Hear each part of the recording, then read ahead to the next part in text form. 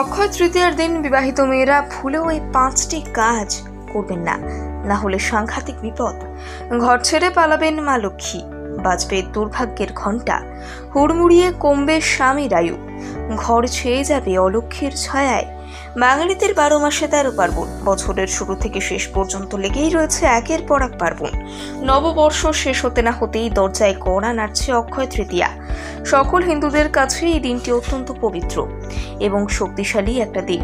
এই দিন লক্ষ্মী গণেশ একসাথে পুজো করলে সিদ্ধি লাভ করা যায়, সে সাথে নিজের ভাগ্যের বদলও ঘটানো যায়। তবে মনে রাখবেন, এই দিনটিতে বিবাহিত মহিলাদের জন্য বিশেষ গুরুত্বপূর্ণ, কারণ অস্থায়ী স্ত্রীদের হাত ধরে ঘরে শ্রীবৃদ্ধি ঢোকে। তাই অক্ষয় তৃতীয়ার দিন বিবাহিত মহিলারা বলেও 5টি কাজ করবেন না। এই 5টি কাজ সংসারকে বিপদের মুখে ঠেলে দেয়। তাই বিবাহিত মহিলারা কি সেই 5টি কাজ দেখে নিন। 1. তুলসী পাতা ছিঁড়বেন না। ভুল করেও অক্ষয় তৃতীয়ার দিন বিবাহিত মহিলারা তুলসী পাতা ছিঁড়বেন না, না হলে জীবনে সাংঘাতিক বিপদ লাগতে পারে।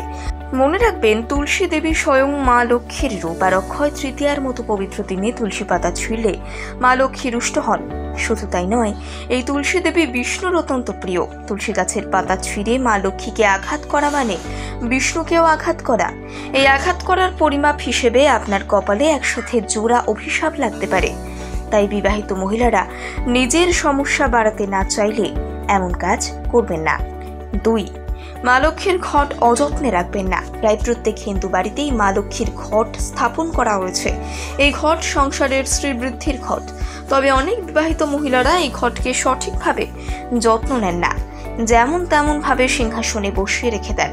বিবাহিত মহিলাদের জন্য এই কাজ করা একেবারেই উচিত নয়, আর বিশেষ করে অক্ষয় তৃতীয়ার মতন পবিত্র দিনে তো আরোই নয়। মা লক্ষ্মীর ঘট অযত্নে রাখলে সংসারের আয় উন্নতি তো ঘটেই না, বরং উল্টে ক্ষতি হয়। এমন কাজ করার জন্য মা লক্ষ্মীও আপনার ওপর ক্ষুব্ধ হন। অক্ষয় তৃতীয়ার মতো গুরুত্বপূর্ণ দিনে মা লক্ষ্মীকে না রাগিয়ে তুষ্ট করুন। 3. ঘর অপরিষ্কার রাখবেন না। এর পরের কাজটি হচ্ছে, ঘর অপরিষ্কার রাখা চলবে না। বিবাহিত মহিলারা চেষ্টা করুন এদিন পুরো ঘর পরিষ্কার রাখার। অপরিষ্কার ঘর নেতিবাচক শক্তির উৎস। সনাতন হিন্দুদের বিশ্বাস অনুসারে অক্ষয় তৃতীয়ার দিনে ঘর অপরিষ্কার রাখলে বাড়িতে লক্ষ্মী নয়, অলক্ষ্মীর আগমন ঘটে। অলক্ষ্মীর আগমনের ফলে আপনার স্বামী আর্থিক সংকটের মুখে পড়তে পারে। এমনকি আপনার এই একটি ভুল স্বামী সুখ থেকে বঞ্চিত করতে পারে আপনাকে। 4.